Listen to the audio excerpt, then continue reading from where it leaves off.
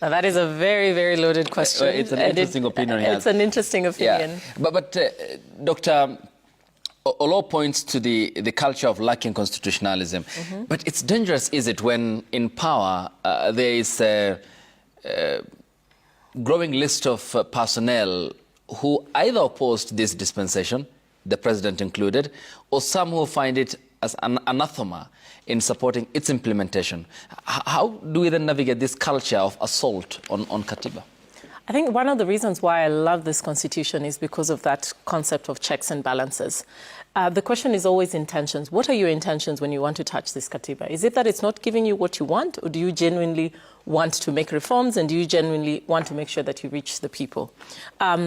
Again, timing, intentions, those are the things that I would look at when you tell me you want to change the constitution. Now, let's have an honest look and ask ourselves, what is not working? I think we run the danger as a country of liking new things. We introduce everything right now is going through some kind of very drastic reform. The health system, we have SHA now, we moved from NHIF, we are going through that, and you can see the issues that are rising. Our education system is going through its own, teething problems, its own major reforms that are going on.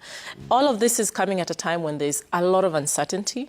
All of this is coming at a time when we're going through an economic revolution of, proportions that I don't think a lot of people appreciate. So now to come back and now say, okay, now let's now go back and then review this constitution, I'm worried that, as usual, Kenyans will start feeling like we're just out of touch.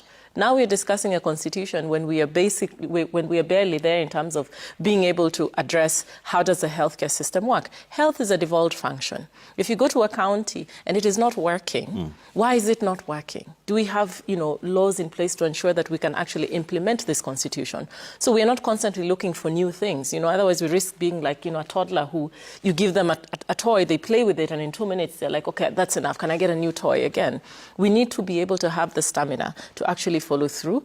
We need to ask ourselves very, very paramount questions. If it is not working, why is it not working? How do we make it work a little bit better, right? Those are the questions that we need to be grappling with. But at the risk of just having political intentions for constantly asking for these reviews, then we'll become, we're going to get in trouble.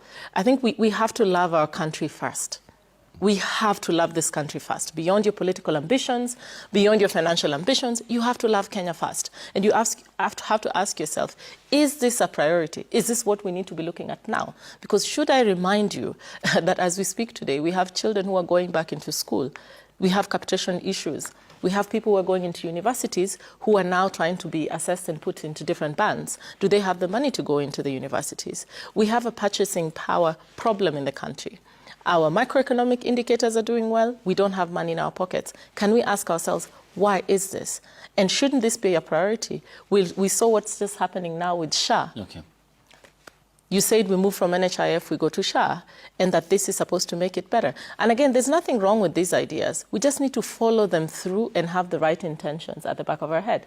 And because the Constitution anticipated that I, Sheila, the politician, will not have good intentions out of my own DNA, so they put checks and balances in place. So we, the people, have the power, and we, the people, will drive the political class back to focus. Focus on education, focus on health, focus on matter security, deliver that to the Kenyan people, then we can discuss. Yeah.